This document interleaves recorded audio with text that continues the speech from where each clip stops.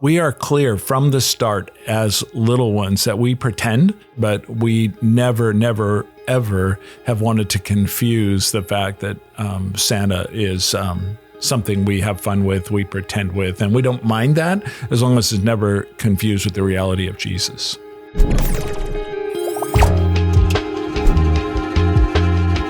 Hi, everyone. From Rolling Hills Covenant Church, this is Ask Anyway, the podcast where we get to ask the questions you always wanted to ask, but maybe have been too afraid to. This is a safe space to wrestle, wonder, and be real with the questions that matter most to you. Got a question, but you're not sure if you can ask it? Don't be afraid. Go ahead and ask anyway. My name is Nick, and I'll be the host for our discussion today, and I'm joined by George, our ministries pastor. Wow, it's great to be back. I haven't been invited back since the last one. I was starting to wonder. We'd love to have you back. And I'm joined by Connor, our high school pastor. I'm the guy that's always here. Yep, that's true. So today we're going to be talking about Santa Claus. So a little bit of a disclosure warning if you're a parent or a small child. Cover their ears. We're going to tune out right now. Yeah. Hey, I have a funny story about that. Can I share it? Yes, please. So in our family, I'm assuming the kids have now tuned out of this podcast. It's a safe place now. In our family, we always chose to tell our children the truth. And we never wanted to be in a situation where we were pretending about, Santa Claus and acting like he's real and them thinking the same thing about Jesus. Mm. So we were very upfront. But then the day we got the call from the Sunday school class that our daughter told the entire Sunday school class that Santa was not real, we had to have a conversation with the teacher. And then we had a conversation with our daughter. It's a problem. It is a problem. Yeah. And so we recognize that in our family, we had to tell them that as a family, we will tell you the truth always. But there are times that moms and dads are going to share things with their children at different times. So what we share with them isn't not necessarily theirs to share with their friends. So there's your disclaimer. It's yours to share with your children when you are ready to do that. But we chose to tell them the truth about everything. So today we're going to go through talking about Santa Claus. We're going to talk about the Easter Bunny, Halloween, some other kind of cultural holidays that we go through as Christians, as Americans, just things that we are used to celebrating. And some of them are a little bit more rooted in history and even biblical foundations. And then some of them are a little bit, off the wall. So I'd love to start just a brief history with Santa Claus. For those of you who don't know or who are listening, or maybe who are familiar with it, it's a pretty interesting story. So modern day Santa was inspired by St. Nicholas of Myra. Is that right? Myra in modern day Turkey. Yes, that is true. Yeah. He was a Christian bishop and he was known for his faith. So there's Christian roots to that. And legend says he tossed bags of gold through windows or toys to young, poor women who didn't have enough to give gifts to their kids or who just needed a little bit of extra help. And eventually his reputation spread through Europe and to the Netherlands, and he became known as Sinterklaas and was celebrated on December 6th. And then eventually was brought into America. And then you have, it reaching into pop culture in America. 'Twas the Night Before Christmas and 1823 and reshaped. And then I think Coca-Cola ads probably solidified him as the red suited jolly Santa Claus that we know today. But it's interesting with Santa because there is a root in real tradition of giving. I think we maybe have commercialized him a little bit more than we ought to have. But for both of you guys, you have kids. Like, how has that been with your children? And George, with your grandchildren, talking about Santa? Do you kind of wait for them to run into that in the world? Do you bring it up to them, or do you celebrate it? What does that look like practically? Sure. Well, we have in our family, we've chosen to not ignore the cultural concept of Santa Claus. So we'll even have some figurines as part of our Christmas decorations. And every now and then we've even addressed packages under the tree as from Santa. Sure. We've done that. But we are clear from the start as little ones that we pretend that Santa brought these under, but we never, ever have wanted to confuse the fact that Santa is something we have fun with, we pretend with, and we don't mind that as long as it's never confused with the reality of Jesus. Yes. So thinking that Jesus, or teaching the kids that Jesus could be like a fairy tale in the same way Santa is. And for a young child, it's hard to say, wait, we're pretending about this, but are we pretending about Jesus too? Is he a figment of our imagination, or is he a tradition? Yeah. And we want them to know, no, Jesus is the Son of God. He is a real figure who is historical from his incarnation, but also eternal from the fact that he transcends everything, and he is the creator of everything, and he is very real. That's great. How is it for you, Connor? Well, yeah, maybe. So I have very young kids. My daughter is about to turn 3, and my son is 1.5. And so I feel like we've really only had one Christmas where Basil, my daughter, the 3-year-old, was kind of knew what was going on, and that was this last one. She was 2.5 at that point, and it kind of snuck up on us. Like we were doing our Advent readings, but we hadn't really thought much about what we were going to do like morning of, or so we got to the point where we're like, oh wait, do we like set out cookies or whatever, and do we pretend like, do we put Santa's footprints by the door? Yeah. And I think we didn't come to like a good answer yet, and we're like, well, she's still so young that she's not gonna remember any of this. So I think we did set out cookies, and we ate them, and it was this goofy. Yeah. At that point, it's just for your benefit. Yeah, and all that with like, we're gonna think through this more for next year, because next year she might, but she's still probably not gonna remember at 3.5. They're still so young. Do you know when they start getting older, you realize that they begin to like the gifts more than the packing materials? Yeah, exactly. So when they're young, they play with the boxes. She's still sold on the boxes. Exactly. Yeah. Oh, and that's a great stage to be at, where it doesn't really matter what's in the box as long as she has a box to play with. Exactly. Yeah. I feel like, are mall Santas as much of a thing as they used to be? Like, Bass Pro Shop Santa. I was always terrified. I never wanted to do it. I never wanted to go sit on a stranger's lap, which is probably a good instinct. Yeah, it's a little creepy. It's a little creepy, actually, if you think about it. but maybe that's because your parents have made a distinction between pretend and real. Yeah, and so I think, thinking back to my childhood, and that could be helpful for this too, all our childhoods, but I never remember believing in Santa. Like I never remember being, some friend told me Santa wasn't real and my world was blown. But we were watching like family videos lately. Yeah. My dad just pulled them out, and I was watching, and like we had things addressed from Santa, and we came down the stairs, and my parents were like, look what Santa brought. And I don't remember any of that stuff. Yeah. It's, I don't know. I wonder if it's different for different people, how they've grown and how they remember it. Did you believe in Santa when you were a kid?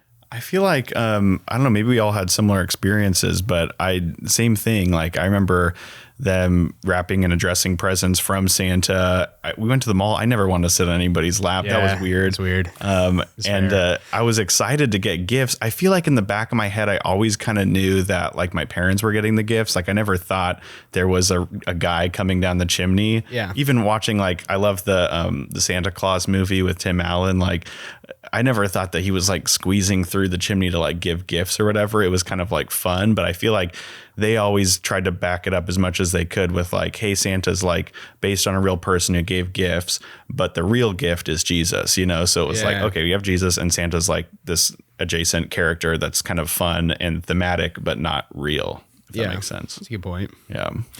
What about you? I don't. And maybe the older I get, the harder, it is for me to remember all the way back to as a young child. I mean, I just don't remember a lot. And for me, and it still is this day, Christmas was always family time. So it was that extended time to show generosity to family. We always shared a really good meal together, and I would see cousins that I didn't get to see very often, maybe once a year. So looking back so many years ago, I associate Christmas with family, with giving, with good food. But I never, and I'm not saying we didn't. I just don't recall Santa ever being a part of our tradition. Yeah. And it wasn't even until later in my life that I understood the cultural and historical reality of St. Nicholas. And I wish I had. I wish I'd even been a little more church history astute when my girls were young, because so many of our cultural things that we may try to avoid or not talk about really have some tremendous opportunities. I would want our kids to always understand that the Bible is the inspired, infallible, inerrant word. And sometimes when you look at church history or even some of those things that become legendary, we're not exactly sure what truth there are to some of those things. But I think it is so important to realize that there were men and women, first, second, third, fourth century, that were really wrestling with theological concepts and were known for generosity. And St. Nicholas is a powerful creature. I mean, you talked a little bit about some of the things. There is a story about him being at the Council of Nicaea. I think the question that I think we'll get to that seems to be what's driving this whole thing is like, how much of holidays should we use? Are there things that we should just like throw out completely, throw it out the window and not even try to Christianize it? Or I think that'll come up, especially with Halloween and maybe some of this. But even here, like this is a Christian holiday, like Christmas. This is where we celebrate the birth of Jesus, our Savior. Yeah. Seems to have Christ right in the name. It's in the name. Yeah. Until someone tries to take it out, I guess, but which will happen at some point. Probably. Yeah, they will. It's already Xmas. Yeah. Well, but that's even the Greek. Christian. Yeah, it's good stuff. Oh, that's true, I guess. Yeah. I could get into more on that. That'll be another one. So this is a Christian holiday. How much do we try to keep away some of the secular from slipping in? And yes, it has its roots in a real Christian brother who was generous and gave gifts. But now that Coca-Cola has demented it in some sort of way, right? Like, is it just something we toss out? So we're dealing with that. Like, how much do we use? And then we're dealing with the truthfulness to our kids. Is it okay to pretend? Is it okay to have, in some ways it's a fairy tale in a sort of thing. And I think part of me likes it because it feels anti-modern. They're like, we're in this modern scientific era where we are so hard set on like, if it's true, it needs to be able to be tested. Yeah. If you can't test it, it's not true. And this very scientific age where it still feels crazy that you look around and there are kids that think Santa Claus is real. Like, Yeah, it's a little mystical. It's anti-modern that this man flies all through the world and leaves presents in every single house, and kids are just like, oh yeah, that could be true. I kind of like that. I kind of like letting kids think about a reality that's not bound by math and science in some ways. I don't know. Maybe that's a rabbit trail. No, that's an interesting But I think that positive could be helpful. to like. I mean, you mentioned too, like the milk and cookies. You know, like I've heard plenty of people are like, oh, we take a little bite out of it, so it looks like maybe you drink the milk and footsteps down. And it's like, I remember, I think it was like in elementary school or something like that on St. Patrick's Day, they did the same kind of thing with leprechauns' little feet. And like, I don't know why, but I believed in leprechauns way more than Santa. I was like, that's so cool. Little people are running around like, Saw the footprints. Yeah, I don't even know what they were doing, but I was like, that's so cool. But some of that stuff like adds to it. I wasn't like crushed to find out leprechauns aren't real, but yeah, where does that line stand? So some of the dangers is you'd never want your kids to think that Jesus is just pretend or just make believe or just a fairy tale. That's huge. And my family didn't struggle with that. I don't know, maybe some. I've talked to a lot of people in preparation for this. Like, what was your experience with Santa? And it's kind of everything I got was the same. Of like, some of them are like, yeah, I believed at some point, but it was never to the detriment of trusting Jesus and believing in Jesus. Like I knew this. And then when I did find out that he wasn't real, it didn't break me or anything. I was like, oh yeah, how did I not put together that a large man climbed down my chimney with all the presents? And So yeah, how dangerous is it? And I think, we do always want to be truthful with our kids. Yes. And with this one, so maybe a question for you guys.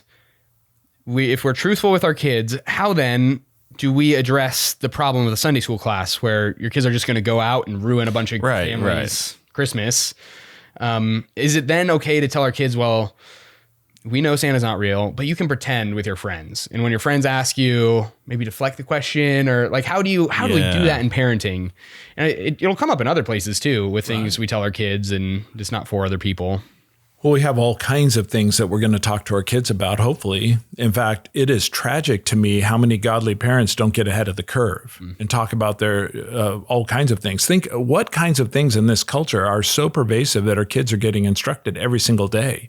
And we as godly parents need to be ahead of that. But when it comes to things of their own physical bodies and the way God made them. And so much of our culture is pervasively with so much sexuality and all these things. Are we the ones instructing our kids in what is true? But obviously those are not conversations you want them to have outside with other kids, because that's for their families to tell them. Yeah. And so I think to actually make sure that your kids know that you are a safe place to come to receive the truth, but then also to know that it's the parents' responsibility. When I share with my girls when they were little and my family that God gave me the responsibility to shepherd them, and because God gave that responsibility to the parents of other kids, we need to make sure we don't step in and do that, but allow their parents to tell them the truth when they feel it's time and appropriate.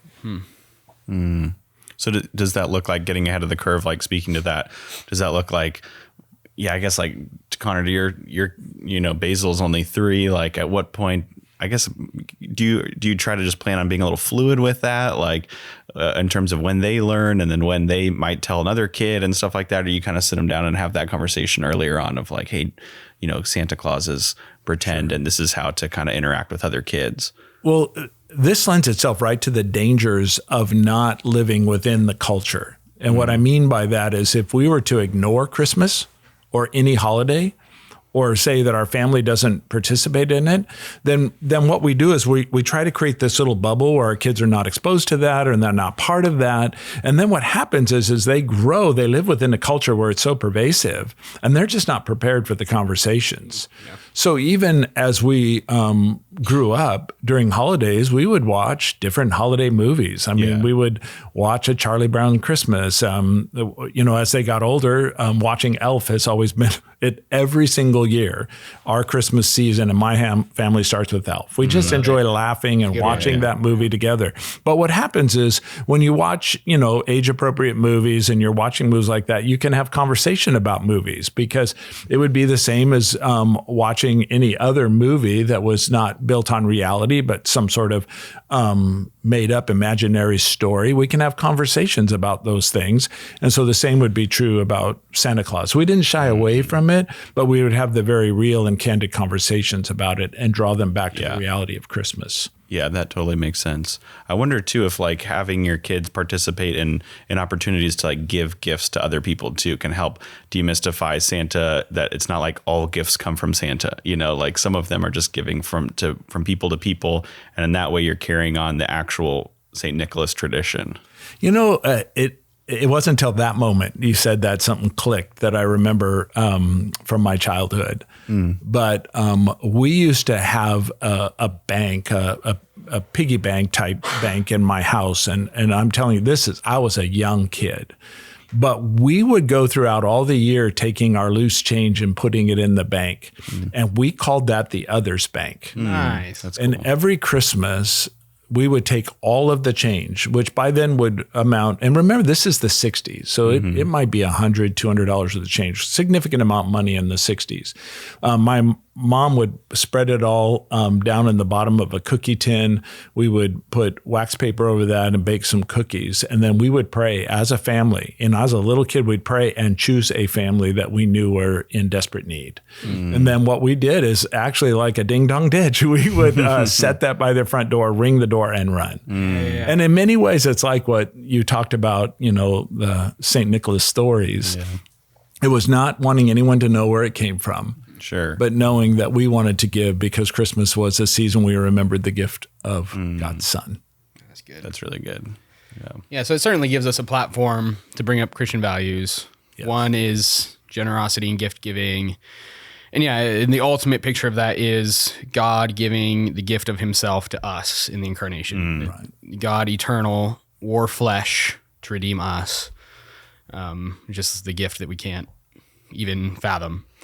I think another one that I find helpful, I've used this before, is a picture of the present under the tree. So there's this tension in Christian theology called like already not yet. This idea that something has already happened, but we're still waiting the full implication of the thing. So like a real classic example of this is Jesus's victory on the cross, that at the cross, Jesus defeated the enemy completely, totally. The war has been won, it's over. Yet, the enemy is still active in our world. We're waiting for the final victory. It's already been done. It's kind of D-Day versus V-Day in World War II. The war was decided on D-Day. Like that's when the war was decided. But there's still skirmishes, there's still battles until V-Day when the treaties were signed and then it completely ended. That's the age that we live in as Christians, is between the final the defeat of the enemy, which Jesus did on the cross, and then the final vanquishing of the enemy, which is still to come. And we actually see this in a lot of places in the Christian life. Like we are already justified. Yet Galatians talks about the day that we will be justified. And like there's still this, it's already happened, but we're still waiting the final. Even declared righteous. Yeah, we're declared righteous. We're waiting for it to be finally declared again at the judgment seat. And then even like our glorification, in some ways, as Christians, we're already glorified, but we're still waiting the final consummation of this thing, like the final moment when it all happens. And I think I've used Christmas presents under a tree, I think is a really good picture of that, because like the present has your name on it. It's yours. Like you can feel the shape of it. You can hold it. It's in your hands. It's in your house, but it's not completely unveiled yet. And like, we're still waiting for it to be completely realized. And the thing that does that, the thing that makes it realized is Jesus coming. That like the morning of Christmas, Jesus is born, Jesus arrives, and then the thing is unveiled in all its glory and it's a present. But that's cool. It's this picture of like, in some ways, that's our salvation now, is like we have it, it's ours, it's sealed, but we're waiting for the Son to return for it to be completely consummated. And I think that's a cool picture that we can use as Christian parents to describe one of these ideas in the Christian faith to our kids. Yeah, I love that analogy. It's going to give a whole new meaning when I open my socks next Christmas. There you go. I'm kidding. No, that's awesome. Though. That's awesome. That is great. Well, maybe we can move on, unless you guys have anything more to say about Christmas, to I think that's good. more holidays. How many more shopping days do we have left? I don't even want to think about that. Okay, we should have brought that up. It's coming up. Yikes. Disclaimer.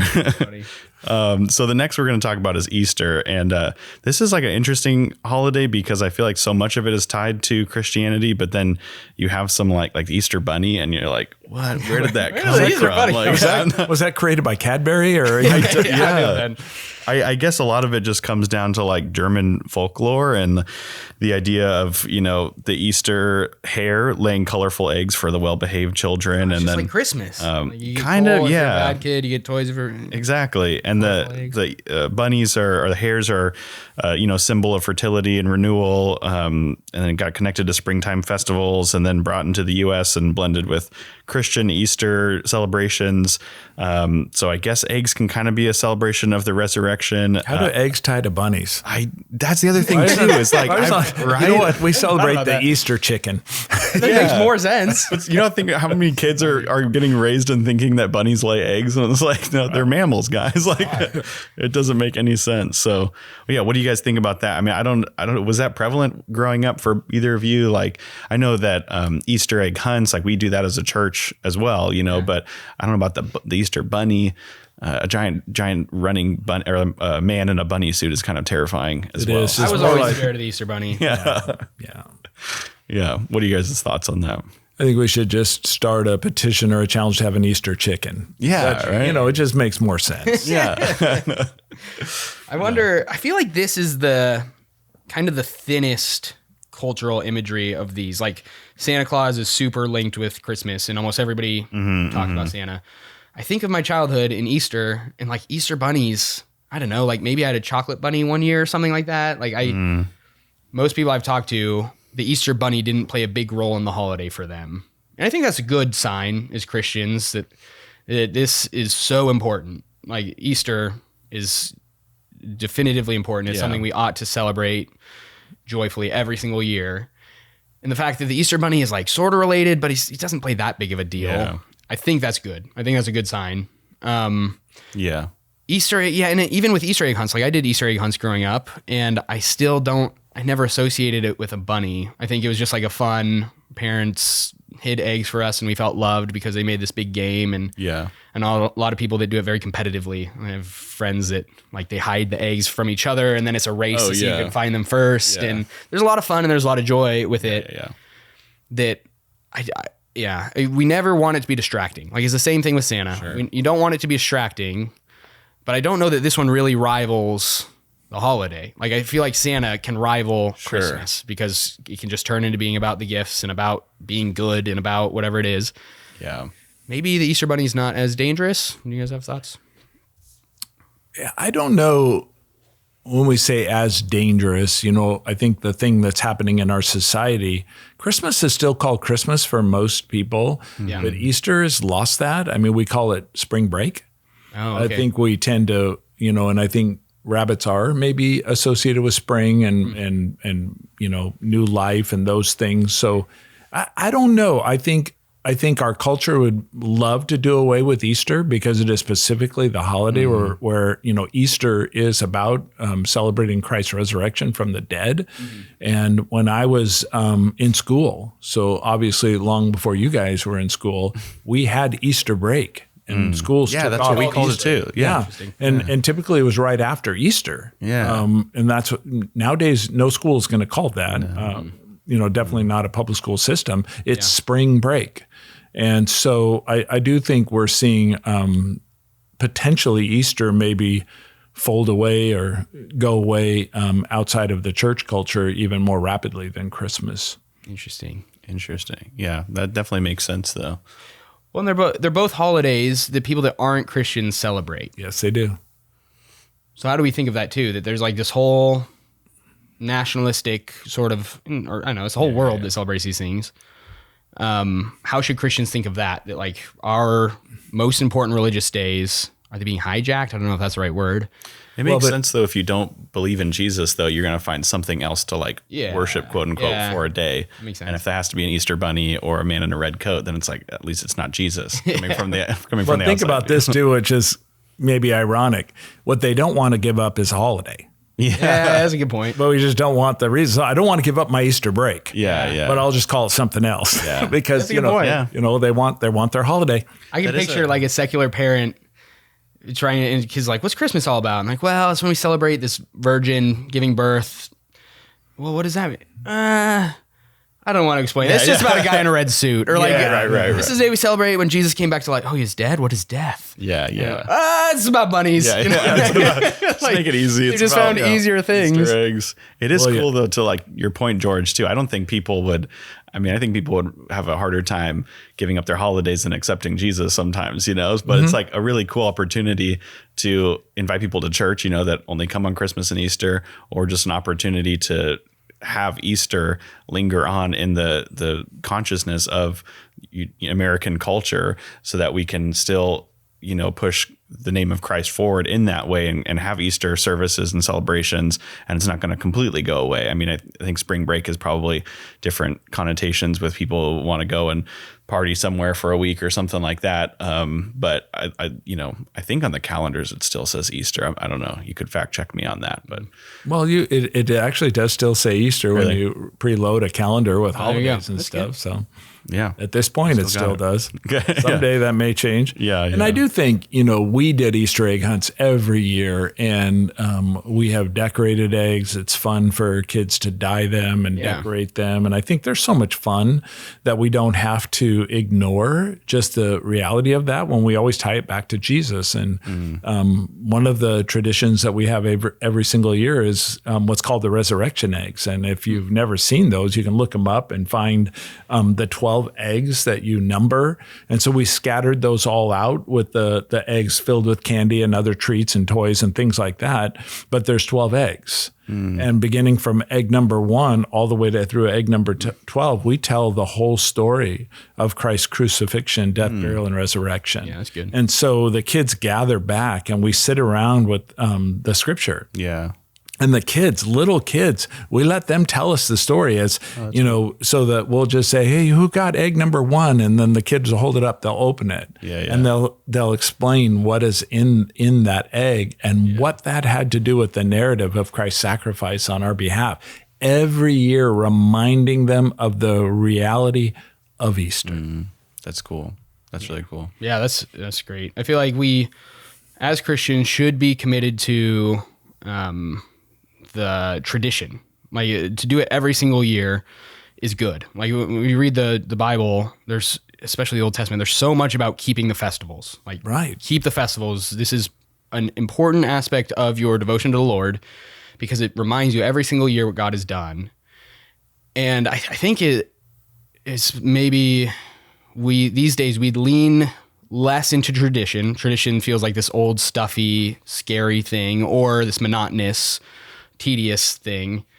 And that's not what the Christian scriptures teach, is that tradition and repetition is actually what forms us and shapes us and grows us and reminds us of what God does for us. So I think as Christians, we should be committed to tradition and it's more than tradition, it's celebration. That's good. Yeah. So often, and I agree. I mean, I'm not, I want to say yes to tradition because we have all those things we do during the holidays that are our traditions, but they point to the celebration of what Christ has done for us and who we are in Christ. I mean, you're right. The reason the Israelites were commanded to keep the feast, keep the celebrations was to celebrate the goodness of God. Yeah, and it doing it every year, like on this cycle of like, as tumultuous as your life feels, as chaotic or as painful or as hard as today seems, knowing that like Christmas is coming or Easter is coming, that the reality that you will celebrate this every single year shows us and teaches us that like God is eternal, that we are finite, that we are his creatures, that we're not in control. Like God, the world keeps running no matter what we're wrestling with.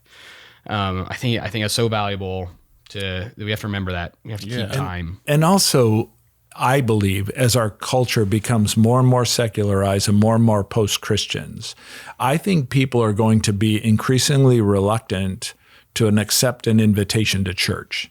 They don't see church as having meaning for them. They don't see why it has any answers that are helpful to them. And so when you say, come to this church service, it seems foreign, it seems scary maybe, they won't come.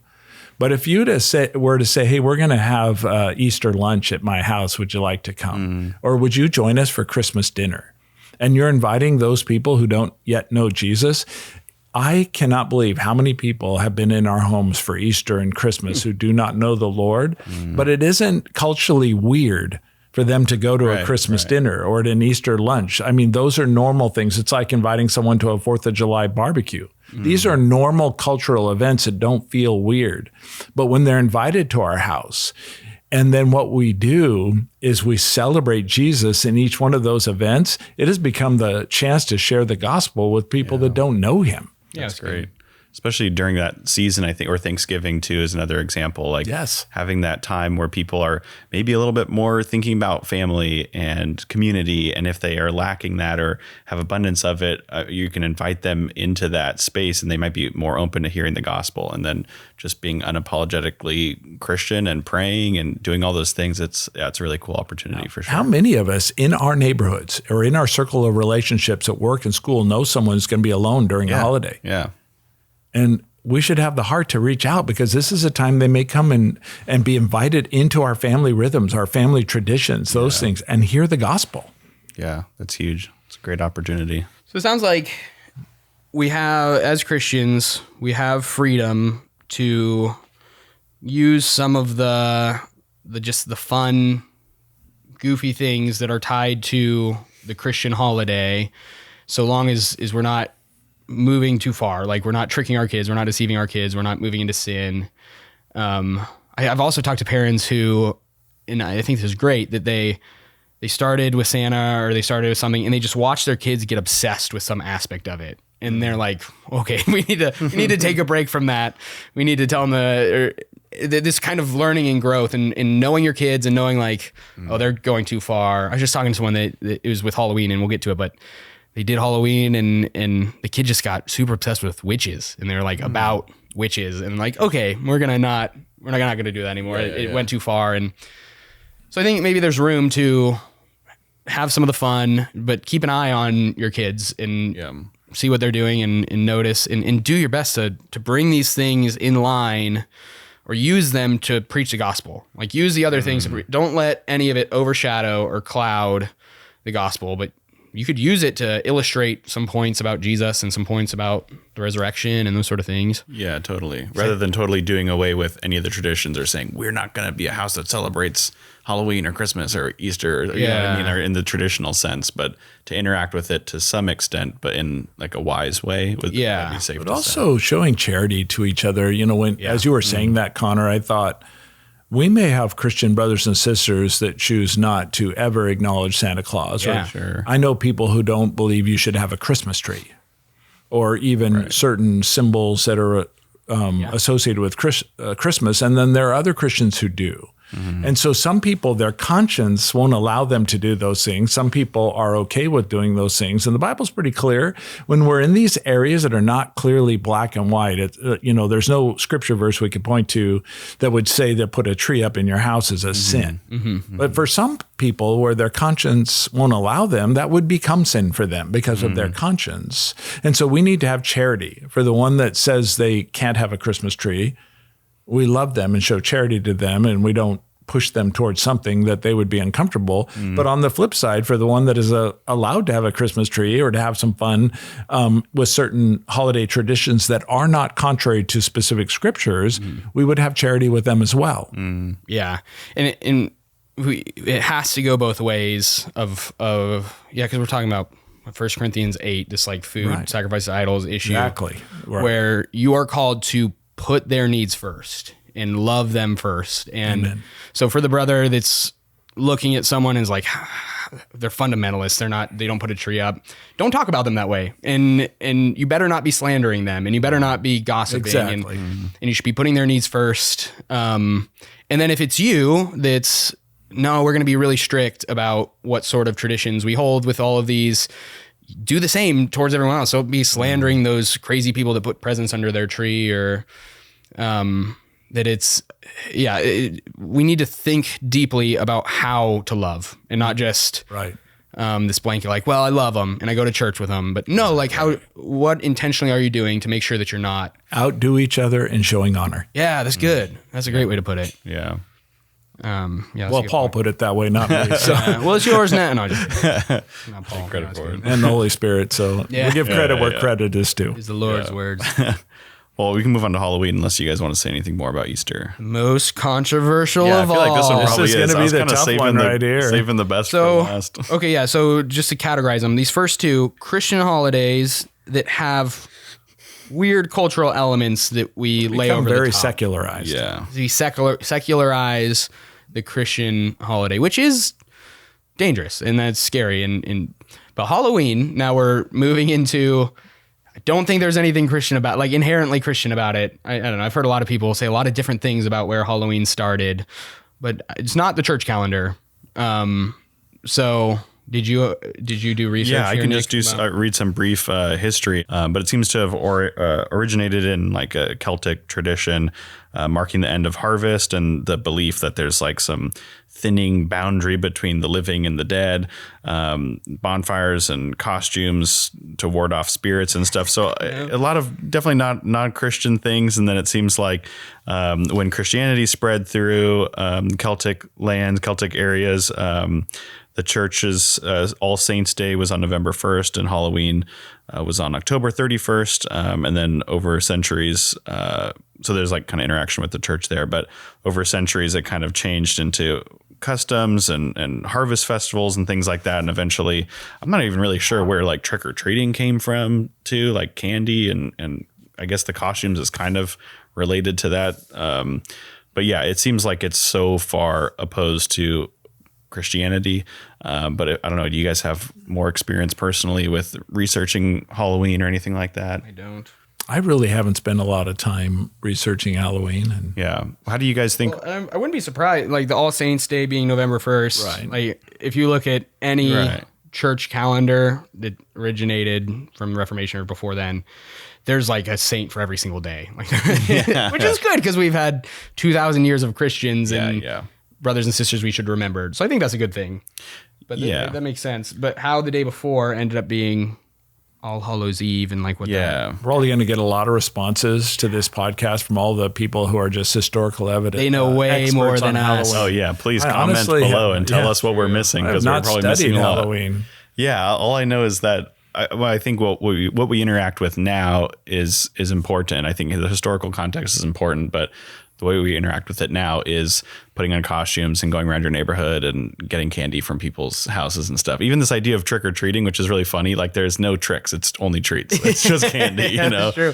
And then how do we interact with it as a church or with kids? Like how have you guys experienced that with your children? What about growing up? How did you guys, did you celebrate it at all growing up? Yeah, you got candy. The normal, did you trick or treat? Yeah. I've been talking to a lot of people that Dressed didn't up trick or in treat. costumes, and I thought it was super fun. Like I like made a really authentic looking Jack Sparrow costume and like walked around and got candy. And you're out with all your friends. This was last year. Yeah, this was last year. Yeah. Whoops. Don't help me like that. But yeah, it's just fun. I didn't think anything of it. And there's always those kids with like really spooky costumes or like the haunted houses, and I was like, I never wanted to go into those or like go to the Not Scary Farm or something like that. Just, I don't watch horror movies either. I don't know. I hate horror movies. I will admit though, I went to Biola, same. and for 3 years I worked at Knott's Berry Farm in the Halloween. Did you really? I did. So I you were was one of the dressed up I people? was one of the dressed up What did you people do? at Knott's Scary Farm. No, this is crazy. Yeah, I actually worked in the mine ride.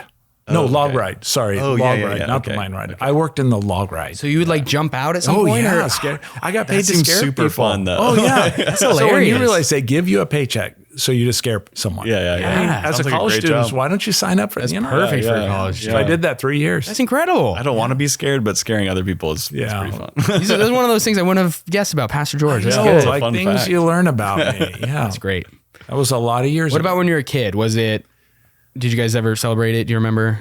I remember us. I don't remember my parents letting us go out trick or treating. Okay. So I don't remember that, but I do remember kids coming to our front door and, us doing weird things. When I was younger, we had a 2-story house, and I still remember how our garage was detached. And it was okay. across a way. And so me and my brothers, we rigged a lineup, and we made a ghost out of a sheet, and we so we good. would pull it by a rope. But when kids would come up, that thing would come sailing down out of the second floor window and swoop down over them. And we had a ball doing that to all the kids that came up to get candy. But that's one of my fond memories. But maybe that was my practice for being at Not Scary Farm later. There you go. There you go. Tryouts. Yeah. That's funny. What about you, Connor? Yeah, I think my experience, I did trick or treat. We'd dress up.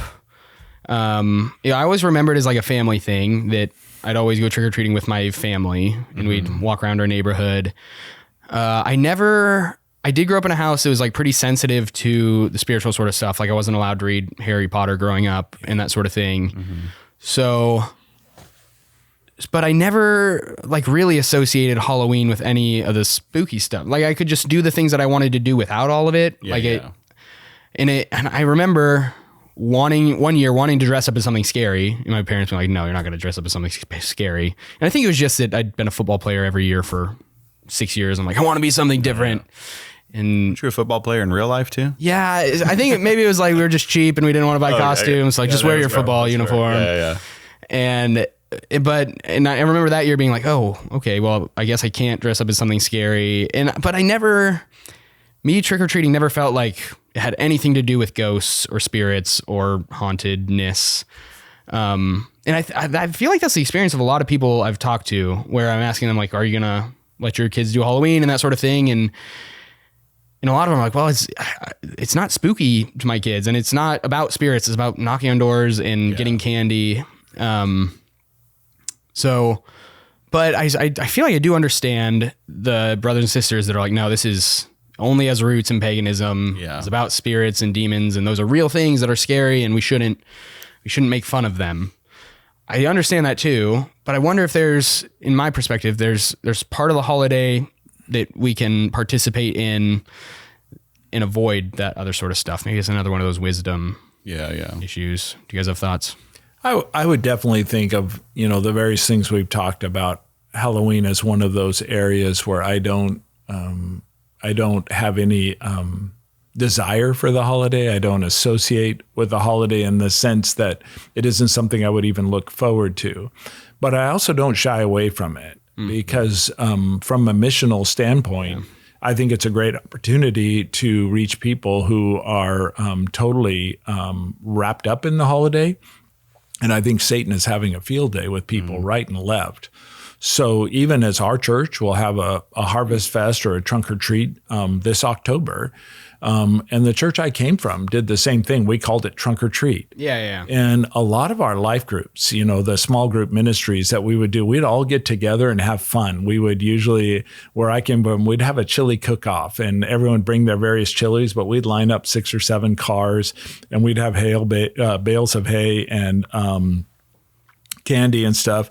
And we also had a place to talk to people about Jesus. And so a place where as people are coming through with their kids and they're getting candy, it's understood as a church, we care about you. We care about our community. Part of the things that we were wanting them to know is this is a safe place. We went out and purchased the candy. We made sure nothing was tampered with. We made sure it was all prepackaged. We wanted the community to know that you don't need to be wandering out on dark streets. Come here, your kids are going to get a lot of candy. They're going to see a lot of people. And we were able to control it. We couldn't control the people from the community coming off the street, but no one as part of the church would dress up in anything evil or, associated with anything that would be satanic. None of the, we were there just to make sure we were salt and light in a very dark world. So I like the opportunity at Halloween to be able to reach people for Jesus. If that wasn't in the equation, I'd probably sit home with the lights off and, do something football? else. Maybe. Because at some point, that's what it turned in for my family. That it was. Yeah. As we got into high school, it's like, do we go get candy or do we watch the football game? And it turned into watching. The answer is no, because basically, if you love Major League Baseball, then you're right near the playoffs and World Series at that point. Oh boy, Yeah. That's a good point. So of course, that's what you have to do. That's true. It is interesting though, growing up, like I've lived in 2 houses growing up, and I think in both places, actually over time, like we saw less and less trick-or-treaters. It got to this point where it's like to go trick-or-treating, you hopped in the car and drove to like the good neighborhood. Oh, interesting. They were like giving out the big candy. There was always like those rumors the next day that some house was handing out like iPod shuffles or something. And you were like, whoa, that's crazy. Oh, that's funny. Like, That's wild. I don't think that ever happened. No, But it was like, just the big candy bars for us. yeah. Like when we found out that house, we'd walk over there. Yeah, and you iPod go to that shuffles. one. That's crazy. I don't even know if that's real. It's just like childhood lore or Back something. in the 60s when I was a kid, iPod shuffles were a big deal. Oh, yeah. That would have been a big deal back then. But the thing is that's interesting is that a lot of people are already kind of used to this idea of like going somewhere to trick or treat. So that's a cool opportunity to invite someone to church. They're like, okay, I can go somewhere, which I'm already going to do, but it's a safe space. I'm not going to be interacting with, any dangerous people, and the candy's safe, whatever, and have a fun time. Sure. And it doesn't need to be in the middle of the night either. Well, and if it's dark outside and kids are crossing a street, I've heard of, and people, unfortunately, it's Halloween night. They're going to be out, those are out partying, drinking too much. And man, kids, if you can get them away from the street into a safe parking lot with people who love Jesus and care about them, man, I just think that's a win. Makes sense. Yeah, totally. Maybe it's different. I grew up in a really small town, Minden, Nevada. It was like, 4,000 or 5,000 people in Nevada. And actually the Halloween lore, Nevada Day is October 31st. So we'd always have it off of school and everything. Interesting. I think it's October 31st. I didn't even know there was such a thing as Do you guys not have a California Day? Does that have roots in Christian? Can we talk Patriotic, Pastor George. That's next on the list is Nevada Day. Nevada Day. You guys don't have like the day that California became a state? I don't think so. I don't think Not so. that we celebrate. Okay, well no we're California Day. We're patriotic in Nevada, so we celebrate things like this. We celebrate like Starbucks Day or Coffee Day or something. So let me bring clarity here, Connor. For being patriotic, you celebrate Nevada. Yes. Okay. Yeah, like it's your That state, makes it's your sense. land. This go. land is my land. But anyway, and I lived in a small town, so walking around the neighborhood wasn't dangerous. It wasn't scary. And you're right. Like when I was younger, there was a lot more. And I guess as I got into high school, there's less people being out, but it became like a great way to meet your neighbors that I met a lot of people in my neighborhood that I didn't know were in my neighborhood on Halloween. So it can be used in generosity in the same sort of way that you could be out on the porch saying hi, welcoming people, introducing yourself to people, saying, oh, I think I've seen you down the street. Do you live near here? Or meeting people that way. Yeah. There's some hospitality that can be shown that way too. Yeah. Just don't pass out raisins. That's true. That's not a way to make friends. Yeah, everyone will know your house for sure, and you won't get anybody next year. Don't go there. The one, shamelessly, I've run into this problem with youth ministry where Halloween comes around and half the kids are like, let's have a costume party. I'm like, yeah, sounds fun. Let's do it. And then I have a few parents who are like, we're not sending our kids because it's too Halloween-y. And it is fair, and I understand. And we always just call it a costume party, and it's chill, and I don't try to make anyone feel bad if they don't come. It's not big Halloween. But so I've developed, and I've talked to Pastor Kobe about this, and he says it's shameless and it's terrible. But it's also October 31st is Reformation Day. October 31st, 1517, Martin Luther nailed the 95 Theses to the door of the church in Wittenberg. And so, in celebration of that, every year we send kids out into the neighborhood and knock on doors, like pretend. Yeah. Oh, I see what you're doing. Rehearse what Martin Luther did. Yeah. And to reward them for their reform, we open the door and give them candy. That's perfect. And candy is a symbol of the Reformation of the church. I think it could be. Okay. Well, we're rewarding them. I don't know. No, that's not a stretch at all. Better than what happened to most of the reformers. We're growing as a society. Yeah. No, and it's goofy, but it opens a door to talk about an important event in church history where brothers and sisters died for the faith. And no, I think that's good because I don't think that. I mean, again, if you're a historical Halloween person, correct me if I'm wrong, but it doesn't seem like this holiday compared to Easter and Christmas can be tied to some kind of historical Christian event or something like that. So to connect it to Reformation Day is kind of like a cool conversation starter. I don't think it's shameless.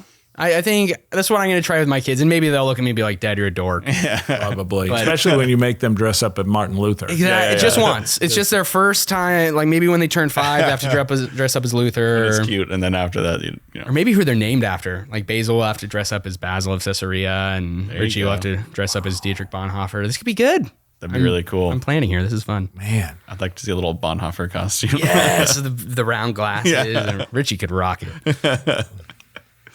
Oh my goodness. Okay. Well, I don't even know where to go. Yeah, I don't know. Yeah, this has been on Ask Anyway. I think it's a great place to end, unless you guys got anything else. Yeah. So principles.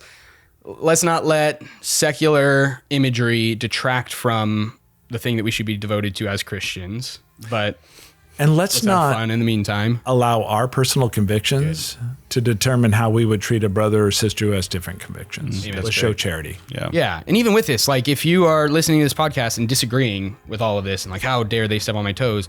That's not what we're trying to do. Like, I'm thankful that you have such strong convictions and that you are trying to protect your family and your kids. And that's wonderful. I was thinking, if you disagree, call Connor. If you agree, call me. There you go. I don't, numbers on the screen. I was just going to try to read Pastor George's phone number, but I can't remember it. Well, that's been our episode for today. If you have a question or your own question you want to ask it, feel free to send us an email at ask@rhcc.net, and we'd love to hear from you. Have a great day.